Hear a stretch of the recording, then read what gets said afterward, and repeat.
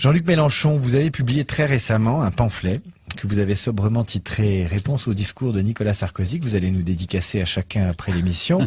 Nicolas Sarkozy, chanoine de Latran. Vous expliquez que derrière les déclarations assez conciliantes, trop conciliantes du chef de l'État sur le rôle positif des religions, il y a une vraie volonté de provoquer, d'encourager un choc des civilisations. En fait, vous le bouchisez un peu. Ah, c'est lui qui se bouchise tout seul. J'ai fait réplique au chanoine de Latran. C'est un discours, une conférence que j'ai été prononcée au siège du Grand Orient de France, rue Cadet. D'abord, le parallélisme m'amusait, pardon la mégalomanie. Lui, il va au Vatican, moi au siège du Grand Orient, et je pense que le tableau est bien en place de la lutte qui nous sépare depuis 2 siècles, les uns et les autres. Voilà. Alors, le président Sarkozy... Vous allez au Grand Orient en tant qu'invité ou comme membre? Mais ça vous regarde pas. On ne considère pas que ça doit être public.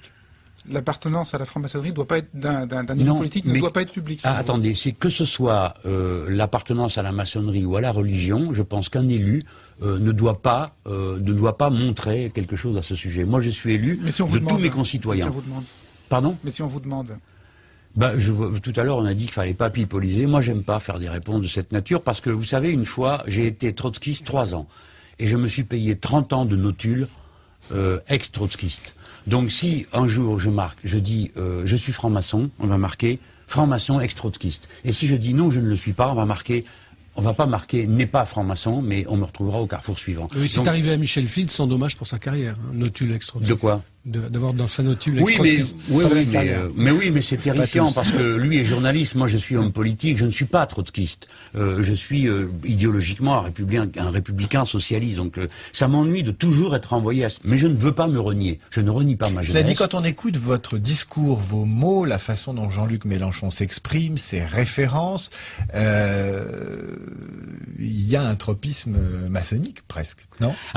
Oui, clairement, je suis très lié au courant des Lumières, ça c'est clair. Pour moi, c'est tout le reste est une intendance.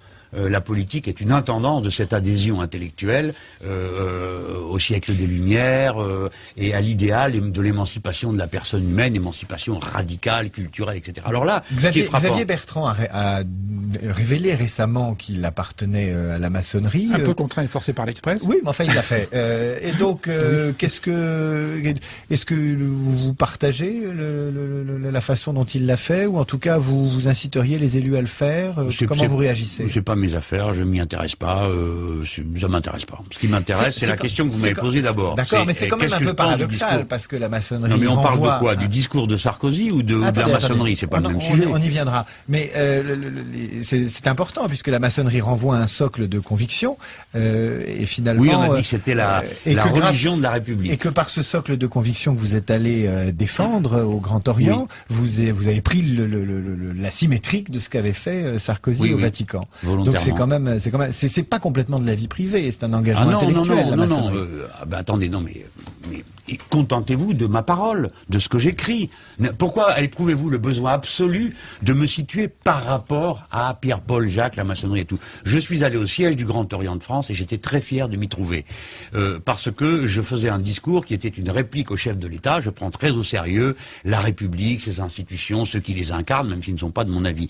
Donc voilà, bon, après j'ai écrit 80 pages, c'est bon, on va parler de mes 80 pages, pas discuter jusqu'à la nuit de savoir si je rentre dans ce temple avec un tablier ou sans, ça ne présente aucune espèce d'intérêt. Donc je dis, la maçonnerie est fondamentale dans la défense de la République, j'appartiens philosophiquement au courant des Lumières, et c'est ma référence ultime. Qu'est-ce que je peux vous dire de plus? Le reste, ça me regarde pas. On ne vous demandera rien de plus, Jean-Luc Mélenchon. Alors, vous parlez d'un monde post-idéologique. Non, je me défile pas, j'essaie d'expliquer.